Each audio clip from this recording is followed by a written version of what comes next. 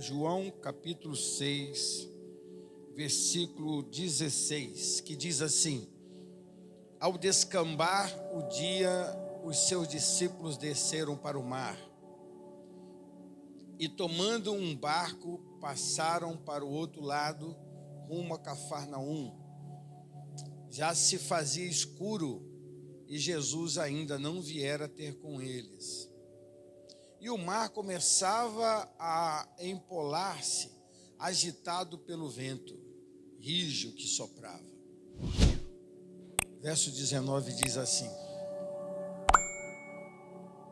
E tendo navegado uns 25 a 30 estádios, eis que viram Jesus andando por sobre o mar, e aproximando-se do barco, e ficaram possuídos de temor. Mas Jesus lhes disse: Sou eu, não temais. Então eles de bom grado receberam, e logo o barco chegou ao seu destino. No dia seguinte, a multidão que ficara do outro lado do mar notou que ali não havia senão um pequeno barco e que Jesus não embarcara nele com seus discípulos, tendo estes partido sós. Só até aí. Esse texto narra o quinto milagre de Jesus no Evangelho de João. Eu tenho repetido várias vezes que o Evangelho de João foi o último evangelho a ser escrito. Foi escrito no ano 95 depois de Cristo. João, quando era discípulo, era o mais novo, era um garotão, era um jovem. Ele era muito jovem, era o mais novo de todos. E ele só escreveu o evangelho dele em 95 depois de Cristo. Os outros 3 evangelhos, chamados sinóticos, foram escritos antes. Mas João foi escrito bem antes, bem depois. Ele foi escrito depois para combater uma seita chamada gnoses ou gnosticismo da época. Então João, ele só narra sete milagres. Você não vai encontrar mais do que 7 milagres de Jesus no Evangelho de João. E esses 7 milagres foram enumerados nesse livro exatamente para comprovar a divindade de Cristo. Porque essa seita insistia em ensinar que Jesus não era o Messias, que ele não era Deus. Porque o gnosticismo ensina que a carne não tem valor nenhum, só o espírito, a alma, mas a carne não tinha valor. Então, se Jesus fosse Deus e se ele veio em carne, então jamais poderia ter sido Deus, porque Deus nunca que viria em carne, porque para o gnosticismo a carne não tinha valor. E essa seita, ela predominou muito naquela época. Tanto é que nos escritos de João, os escritos joaninos, primeira, segunda e terceira carta de João, você vai ver muito João combatendo gnoses. Ele bateu de frente, Pedro também. O próprio apóstolo Paulo, quando ele fala que não permite que as mulheres ensinem, mas fiquem em silêncio, não era que a mulher não podia falar. O gnosticismo invadia, entrava nas casas, principalmente as casas gentílicas, onde Paulo escreveu isso, que não eram judeus, que lá, naquele povo gentil, os homens podiam conversar com as mulheres livremente. E o gnosticismo, então, eles ensinavam para as mulheres esse entendimento do gnoses. E Paulo não queria que aquelas mulheres que aprendiam o gnosticismo repassassem isso para a igreja. Por isso que ele falou, ele disse: olha, não permito que as mulheres ensinem, né? Que muita gente, por não interpretar a escritura, proíbe a mulher de falar na igreja, de pregar na igreja, por não ter entendimento, por não ter estudado, não ter conhecimento profundo, necessário e apropriado. Então a mulher normalmente ela é calada. Mas eu conheço muitas mulheres que pregaram o evangelho, principalmente na Bíblia, como a mulher samaritana, né? Que praticamente eu falei aqui, né? Que pregou para a sua cidade toda, praticamente, Sicar. E também Maria Madalena, que pregou sobre a ressurreição de Jesus. Então João conta sete milagres. O primeiro milagre está no capítulo 2 de João, quando ele transforma a água em vinho. Quem pode transformar água em vinho se não for Deus? Depois ele cura um servo de um régulo, no capítulo 4 de João, é um servo do rei. O servo do rei estava doente e ele curou aquele servo imediatamente, mostrou a divindade de Cristo. O terceiro milagre de Jesus está no capítulo 5 de João, quando ele cura um homem que está num tanque chamado Betesda, por 38 anos, Jesus vai lá e cura aquele homem. Esse é o terceiro milagre de Jesus. O quarto milagre de Jesus eu preguei domingo passado aqui, que foi a multiplicação dos pães, no próprio capítulo 6 que nós estamos lendo aqui. Jesus multiplicou os pães e os peixes e sobraram 12 cestos. O quinto milagre de Jesus, para mostrar sua divindade, é esse. Ele anda em cima das águas. Jesus andando em cima das águas prova para as pessoas, para os seus discípulos, que ele é Deus. Quem mais andaria em cima das águas se não fosse o próprio Deus quem criou as águas? Depois nós vamos ver no capítulo 9 que ele cura um cego de nascença e finalmente, arrebatadoramente, o capítulo 11 de João, que fala sobre a ressurreição de Lázaro, que tinha 4 dias que estava sepultado, cheirava mal. E todo o capítulo 11 de João é para manifestar esse poder, esse sétimo poder, esse sétimo milagre. Então hoje nós vamos falar sobre o quinto milagre de Jesus, que ele caminha sobre as águas. É lógico que daqui a pouco nós vamos para Mateus, porque Mateus ele ilustra mais essa passagem, deixa essa passagem mais forte. Mas o que eu quero dizer para vocês aí sobre capítulo 6? Abre aí no capítulo 6 de João, mais uma vez, Daniele. Observe que já estava escurecendo e os discípulos então desceram para o mar. Eles tinham multiplicado o pão. A multidão tinha acabado de comer o pão multiplicado, aquela coisa toda, e a continuação foi essa. Jesus estava cansado já. Os discípulos descem para o mar e Jesus vai descansar sozinho. E olha o texto que acontece aí no verso 17, por favor, versículo 17, quando ele então pega os discípulos, pega o barco e decidem passar para o outro lado. Eles vão para rumar a direção de Cafarnaum, né? Eles iam só para Cafarnaum, só que chegando ali, começou a aparecer um vento. O vento começa a soprar e empurrar aquele barco a mais ou menos 25, 30 estádios, mais ou menos, que dá 11 quilômetros. Eles são empurrados 11 quilômetros para o fundo, para o meio do mar. Eles não controlam o barco. E eu quero já começar a falar com vocês hoje, trazer um ensinamento muito profundo aqui hoje.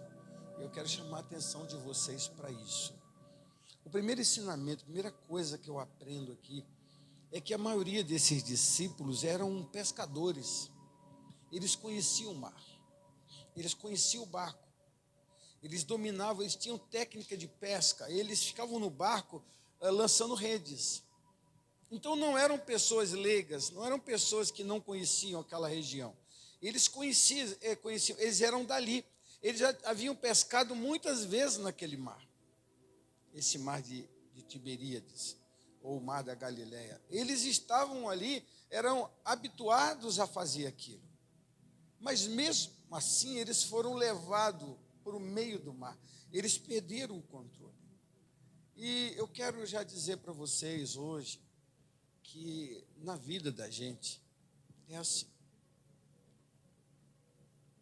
A gente às vezes até controla algumas coisas na nossa vida. Tem coisas que a gente sabe fazer muito bem. Mas a vida em si, nós não controlamos. Você pode ser um bom profissional, você pode ter muitas qualidades, qualificações, mas a vida, o que ela proporciona, ela foge do nosso controle. Nós não temos o controle da vida. A vida, a morte, as situações, que surgem na nossa vida, nós não temos o controle. Às vezes a gente faz as coisas muito bem feitas, a gente procura fazer tudo certinho, né? Outro dia eu ouvi alguém falar para mim: pastor, eu estou muito chateado, muito triste, porque eu faço as coisas tudo certinho, pastor. Eu faço tudo bonitinho, olha, tudo que eu faço com amor. E quando eu menos espero, as coisas começam a dar errado na minha vida. Então eu disse para ele: olha, a vida, nós não controlamos. Porque se nós controlássemos a vida, era muito fácil. Então esse frio, que hoje cedo eu ia dizer frio, diminui aí a temperatura, porque eu não quero você muito gelado. Quando o sol está muito quente, eu diria: sol, diminui a temperatura, mas a vida, esse dom da vida não nos pertence, pertence a Deus.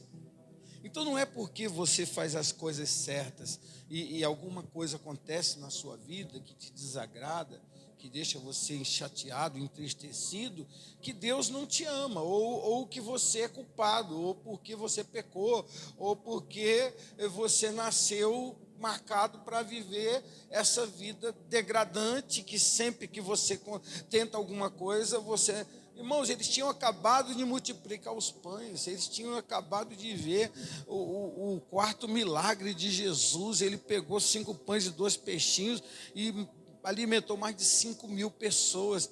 E de repente eles estão remando. Lá em Mateus capítulo 14, verso 22, daqui a pouco nós vamos para lá. A Bíblia fala que o vento está soprando contra eles. Eles remando.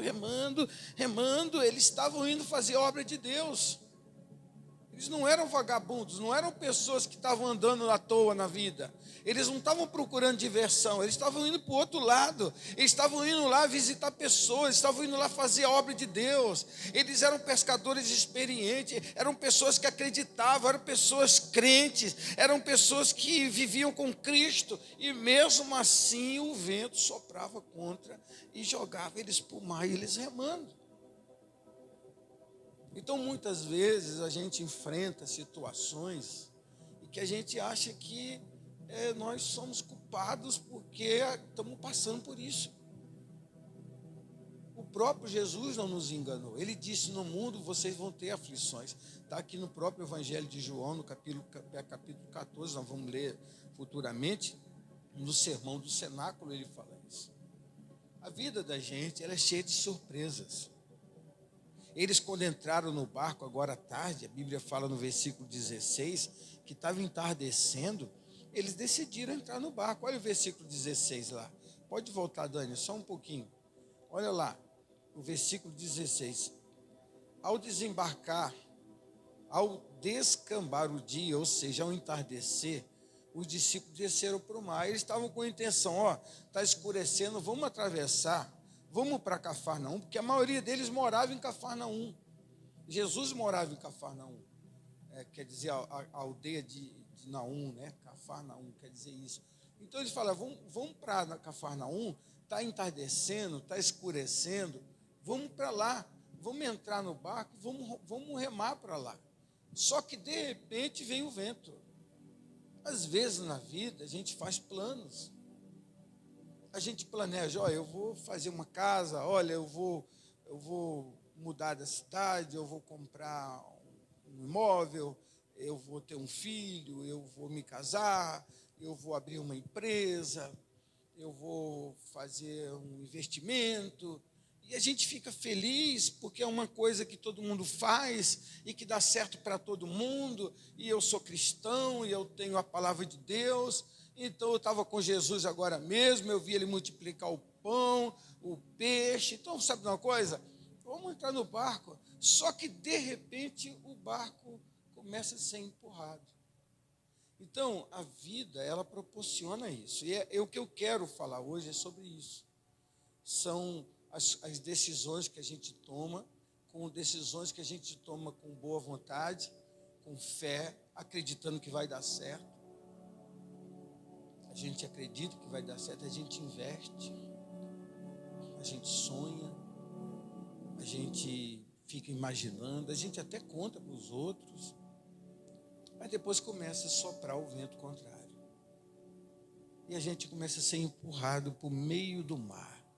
E quando a gente está sendo empurrado para o meio do mar, as ondas começam a se levantar. E quando as ondas começam a se levantar, o nosso barco começa a balançar. E daqui a pouco o nosso barco balança tanto que a gente pensa que vai morrer. A gente acha que a gente vai morrer. Então, por mais experiência que eles tivessem no mar, por mais conhecimentos que eles tinham de barco e de pesca, eles não tinham o controle da vida. Você não tem o controle da vida. É por isso que nós temos que servir a Deus. Às vezes a gente está bem, né? Está com a vida estabilizada. A gente plantou, está colhendo, né? Aí os nossos celeiros estão cheios. Aí a gente pensa, olha, eu vou construir um celeiro maior. Eu vou abrir um celeiro, eu vou construir um celeiro maior. Eu vou encher mais, vou botar mais coisas. Só que a gente não sabe o que vai acontecer amanhã. A Bíblia conta essa história de um homem que o seu celeiro estava se enchendo e falou, eu vou encher de novo, eu vou abrir.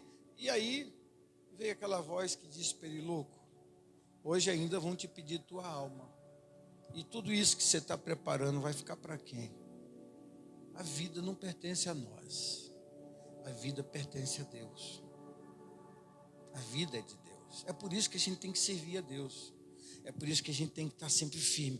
Tanto bem ou tanto mal. Tanto próspero, a vida está dando certo, ok. As coisas estão progredindo, ok. Nós estamos prosperando, ok. Então vamos lá servir a Deus. Vamos continuar firme na fé.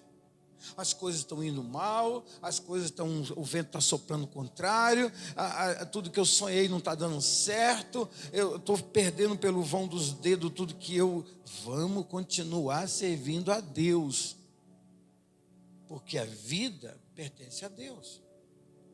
A segunda coisa que eu aprendo aqui nesse texto é que quando Cristo, no meio da noite, na quarta vigília, isso das 3 horas da manhã, entre as 3 às 6 da manhã, olha que eles foram para o barco de tardinha, na primeira vigília, que era das 6 da manhã às 9 da noite, a primeira vigília, das 9 à meia-noite, a segunda vigília, da meia-noite às 3 da manhã, a terceira vigília, e na quarta vigília, depois das 3 horas da manhã, Jesus sabia que eles estavam passando o que eles estavam passando. Então ele decidiu ir até lá. E como é que ele vai lá? Irmãos, escute só. Jesus foi andando pelas águas.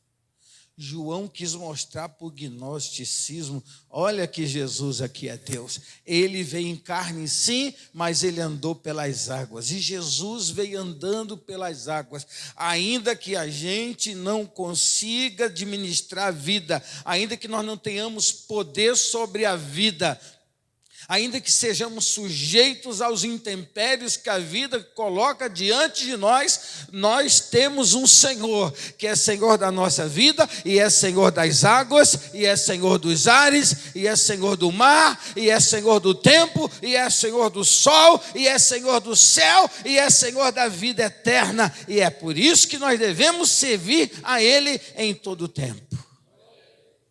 Ele foi lá em passada larga em cima das águas. Mas eu quero passar para o Mateus capítulo 14, versículo 22, que lá eu quero falar mais algumas coisas para vocês, né? Então Jesus, a Bíblia fala aqui que o mar, o vento, olha o capítulo 14, versículo 24. Versículo 24. Entretanto, o barco já estava longe, 11 quilômetros mais ou menos, e muitos estádios da terra, açoitado pelas ondas, porque, irmãos, está escrito ali, mas eles não estavam fazendo a obra de Deus? Estavam ou não? Eles não estavam indo, eles não tinham acabado de sair, de ver um grande milagre, agora eles não estavam indo, continuando a fazer obra, eles não estavam na obra de Deus. Mas por que o vento era contrário? Por que o vento estava soprando contra? Se eu estou servindo a Deus, tudo tem que ser a meu favor. Tudo tem que dar certo. Eu tenho que ter uma varinha de condão na mão para eu sair consertando tudo. Mas não é assim. Não é desse jeito, não é porque você serve a Deus, não é porque você está fazendo a obra, não é porque você tem planos, não é porque você está com um projeto missionário no seu coração, não é porque você tem um chamado episcopal na sua vida, não é porque o Senhor te consagrou no ventre da sua mãe, que você não vai passar por adversidade na sua vida. Você vai passar, nós vamos passar.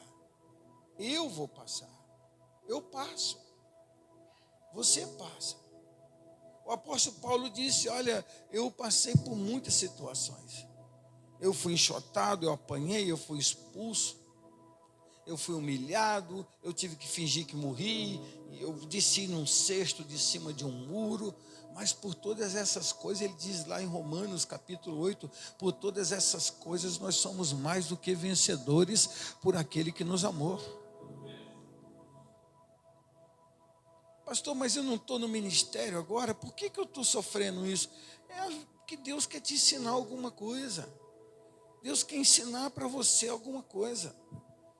Ele quer mostrar para você que você vai entrar, sim, em alguns momentos difíceis, mas na hora certa, na hora crucial, Ele vai vir andando à tua direção, nem que seja andando sobre as águas, mas Ele virá. Essa é a nossa fé. É o que nós devemos acreditar. Eu tenho problemas, vocês têm problemas. A igreja de Cristo foi perseguida. Muitos foram mortos, lançados aos leões. Outros foram queimados vivos. O próprio apóstolo Paulo arrastava pelos cabelos as mulheres e levava para a prisão as mulheres crentes. Elas não negavam a fé. O evangelho é sofrimento. O evangelho, a gente tem uma visão errada do evangelho.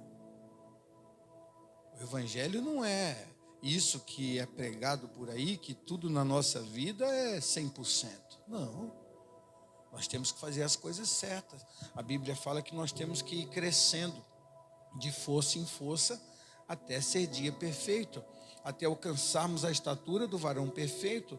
Até lá a gente vai ter que aprender com os sofrimentos, a gente vai ter que aprender com a perseguição, a gente vai ter que sofrer com problema financeiro. O apóstolo João e o apóstolo Pedro entrando na porta do templo, o mendigo lhe pediu dinheiro. O que eles disseram? Nós não temos o quê? Eu estou duro, eu estou quebrado. Disse para o aleijado assim, eu estou com a língua preta, meu filho. Estou com a língua preta, estou na onça, estou no desespero, estou sem grana, estou quebrado. Mas você não é apóstolo? Mas não tenho ouro e não tenho prata. Hoje eu estou quebrado. Ou porque você acha que porque você é evangélico, é cristão, você tem que ser milionário e claro que existem as promessas de Deus. Mas Deus permite na nossa vida situações para provar-nos a fé e para nos mostrar coisas que nossos olhos naturais não veem.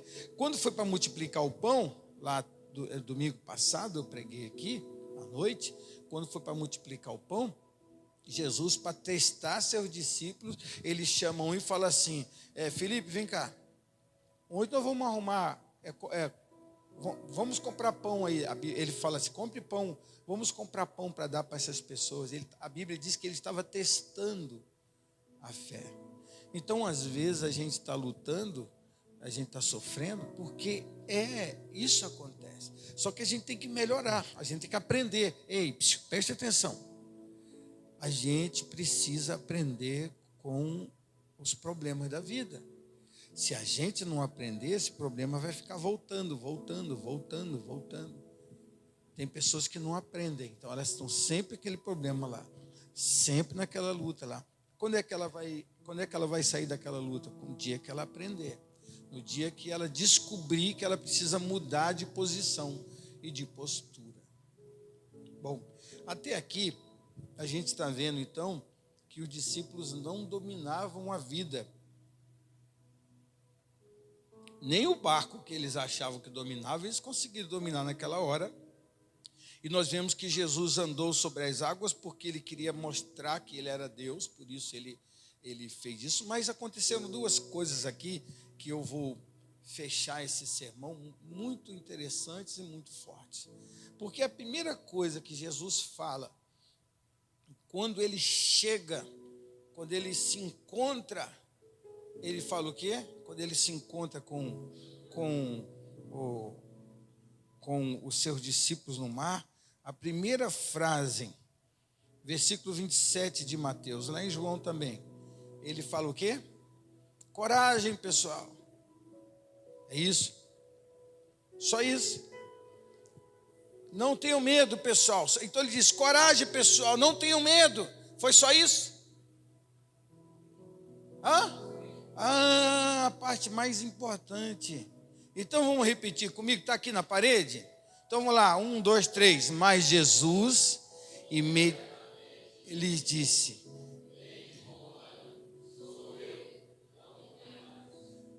como foi que Deus se apresentou para Moisés? Como? Como é que Jesus está se pronunciando para os discípulos? Como é que Deus disse para Moisés? E Jesus para o discípulo?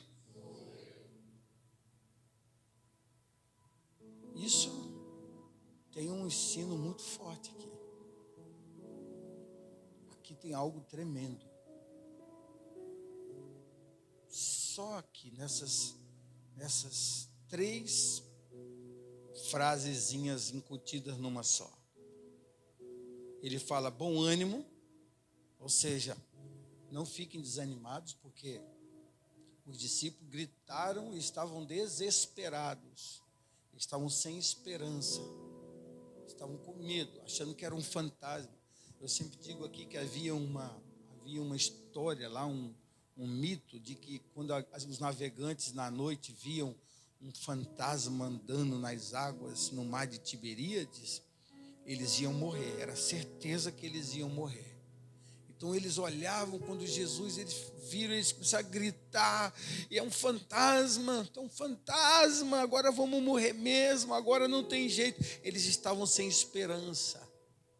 E eu quero dizer para você que você pode perder o que você quiser perder, o que você tiver de perder, mas pelo amor de Deus, você que crê em Cristo, não perca a esperança de que Deus virá ao teu encontro. Não desanima, pode vir a luta, pode vir a tempestade, pode vir o barco agitar, começar a cair pedaços de barco, e as pessoas começar a falar, agora não vamos morrer. Ele diz, não desanima, tenha bom ânimo, irmão, não desanima. Pode vir a luta que for, a perseguição que for, a doença que for, a batalha que tiver de vir, não desanima, em nome de Jesus. Satanás quer que você desanime, o diabo quer que você abandone, o diabo diz para você que você não superará, que você não vencerá, as circunstâncias da vida, o vento forte, o mar agitado, o barco balançando.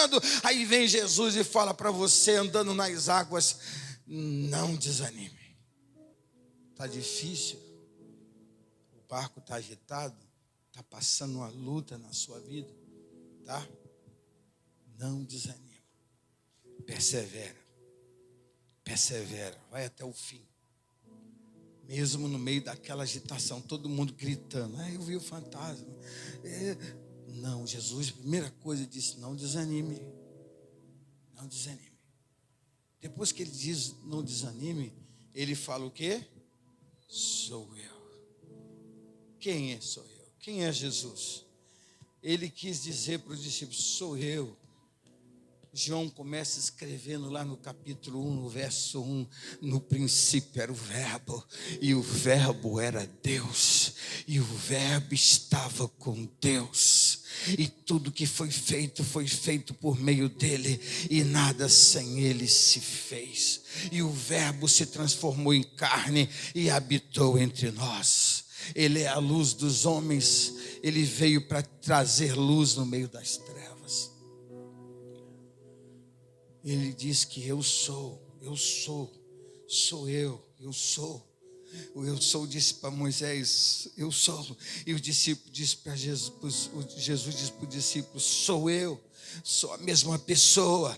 Foi eu quem criei esse mar, foi eu quem criei a chuva, foi eu quem criei o planeta.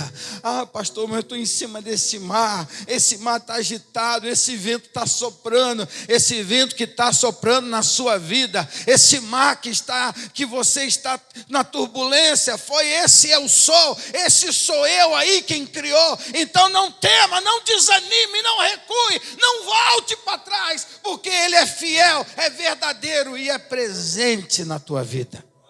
Ele é presente na tua vida. Sou eu, Jesus, sou eu, rapaz. Olha eu aqui, eu estou com você, irmão. Você nunca está sozinho. Ah, você não está sozinho.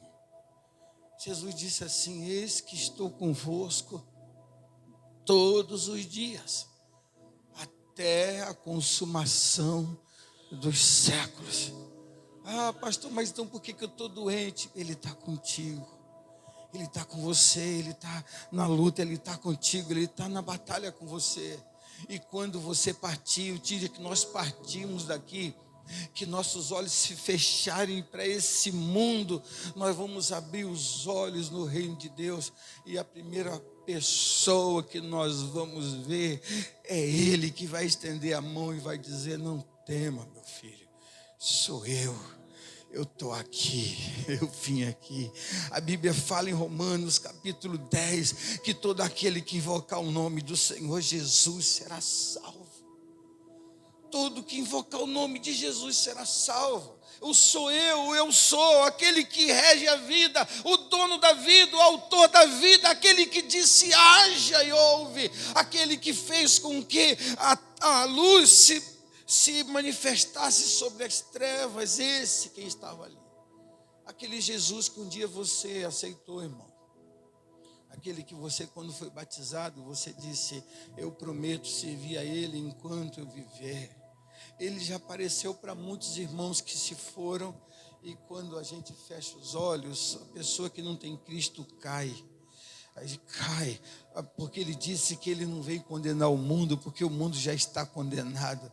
Então todo mundo que morre sem Cristo cai para as profundezas eternas, para as trevas exteriores, onde há choro e ranger de dentes.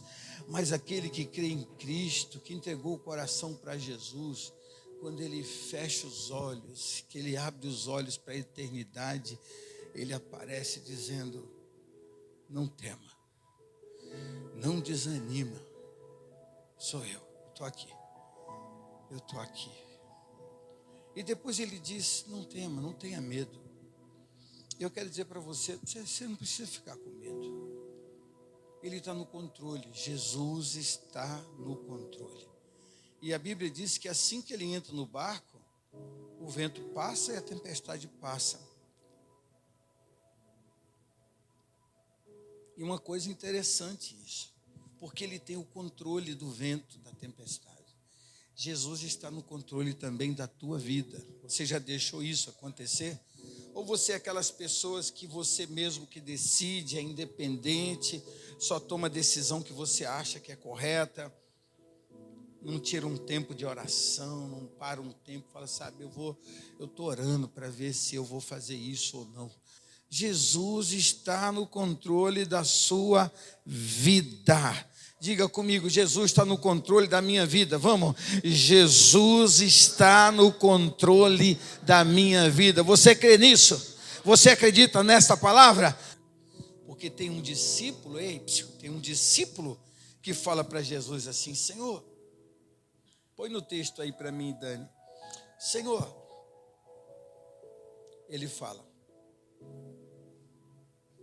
O que ele fala? Respondeu-lhe Pedro, disse o quê? Parou. De novo. Se és tu, Senhor. Ele estava crendo? Ele estava crendo? Ele estava duvidando. Então se é o Senhor mesmo, me manda ir nas águas.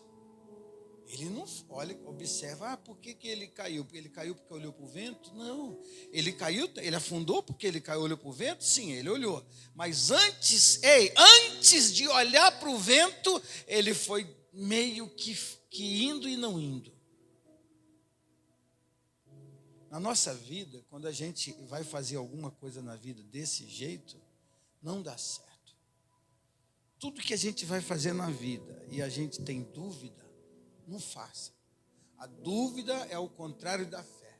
Ou você tem fé ou você tem dúvida. Ou você acredita ou você não acredita. Se você está duvidando, então ora mais um pouco. Se você não tem certeza que deve fazer, espera e ora mais um pouco. Não vá na dúvida, porque Deus não gosta da dúvida. A dúvida é pecado. A Bíblia fala que é tudo que é feito sem fé é pecado. Então observa que ele fala assim: Senhor, se és tu, pode voltar lá no anterior, Dani. Se és tu, Senhor, manda ir ter contigo por sobre as águas. Então a primeira coisa nesse texto, que isso aqui daria uma pregação à parte, mas é esse negócio da gente ficar duvidando. Seja firme, tenha fé, acredite, tome posse. Vai em frente. Quando você acredita, quando você tem convicção, quando você crê que o Senhor Jesus está contigo, que Ele que te impulsiona, que Ele que te vivifica, que Ele que te dá coragem, que Ele que te anima, então você vai igual um rolo compressor, você vai em frente, e aí nada que aparece te impede, tudo que vem você vai passando, porque Ele está contigo, é tua força motriz, Ele é o rema que te deu autoridade, então você vai em frente, vai marchando, quando alguém fala para você assim: ei, vai dar errado, você diz: está amarrado, porque o Senhor já mandou e eu vou. Alguém diz: olha, a economia está dizendo que você não vai. Eu não estou aqui para economia, eu estou escutando a voz de Cristo. Ele disse: vai, então eu vou. Se Deus disse: olha, não faça isso, você vai se arrebentar, você vai passar necessidade. Se Deus está mandando você ir, Ele suprirá todas as suas necessidades em Cristo Jesus. Levanta e vai, marcha. O mar vai abrindo, e você vai passando, porque Ele mandou você ir. Então creia e não duvide. Toma posse dessa palavra hoje, em nome de Jesus. Não entra no negócio com um pé lá e outro cá, entra com os dois. Eu vou. Senhor, eu posso ir com o Senhor aí? O Senhor permite que eu vá? Vem, Pedro. Senhor, se é o Senhor mesmo, uma expressão de dúvida, então não vá, porque você vai afundar. Observe que ele diz: me manda ir contigo. E no verso 29, Daniele, Jesus manda que ele vá. Então Jesus disse: vem experimentar o sobrenatural, Pedro. Vem, Pedro, eu permito que você ande nas águas, coisas que só eu posso fazer. Observe que esse vem de Jesus, ele tem uma profundidade muito grande. Ele dá autoridade para Pedro experimentar algo sobrenatural. Observe que Deus, Ele quer mostrar para nós coisas maravilhosas. Ele quer nos levar a níveis acima. Ele quer que nós tenhamos experiências maiores.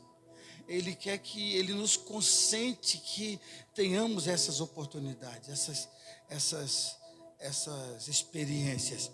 E Ele diz: então vem, Pedro, vem. Mas aí Pedro começou a andar. Ele foi sobre as águas. E aí, reparando, porém, na força do vento, ele teve medo. E começando a submergir, ele gritou: salva-me, Senhor. Aí eu vou dar a última. E aí ele começa a afundar. Bom, ele já começou a afundar quando, irmãos? Lá atrás, quando ele fez o quê? Duvidou. Quando ele começou a duvidar, ele começou a afundar. Agora, literalmente, ele já estava sem fé. E agora ele vê o vento soprando. Aí pronto, aí alguma coisa falou na cabeça assim, ó, na cabeça dele assim, ó.